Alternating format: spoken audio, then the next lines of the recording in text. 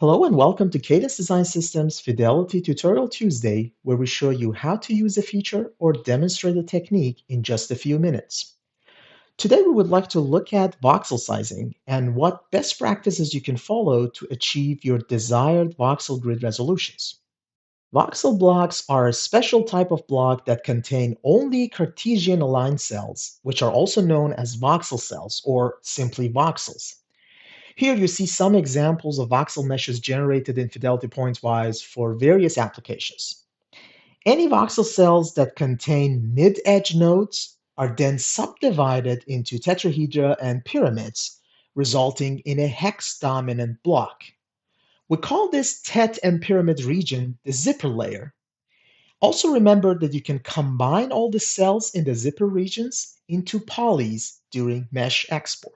But a special type of voxel block is achieved when we have a box-shaped computational domain.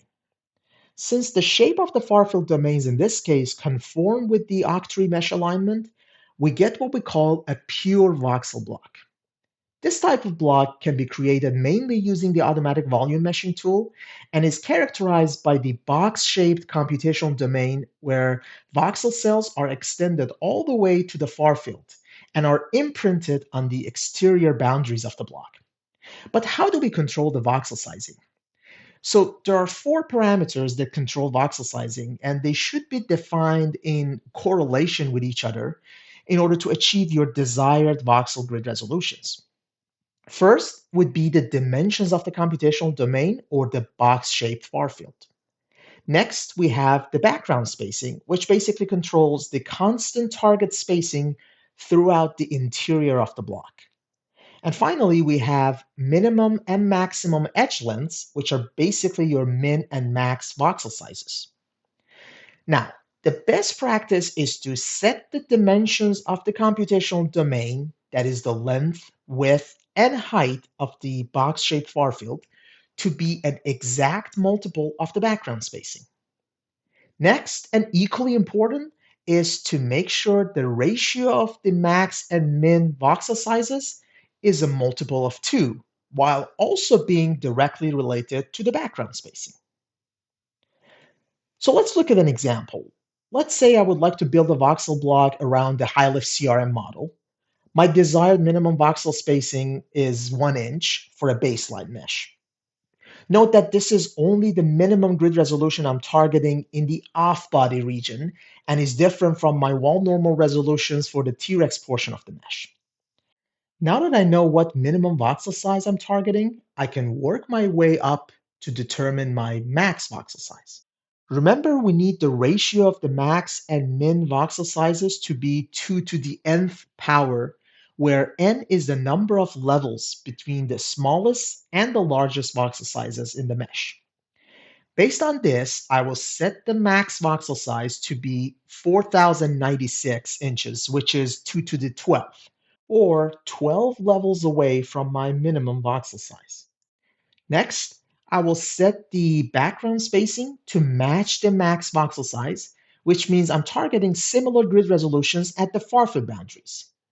Finally, and to glue all of these together, I need to determine the dimensions of the computational domain while making sure that the extent of the far field is also a multiple of 2 of the background spacing. Here, I'm enforcing uniform extension in each direction, so I can set this to be 2 to the 15th, or 32,768 inches.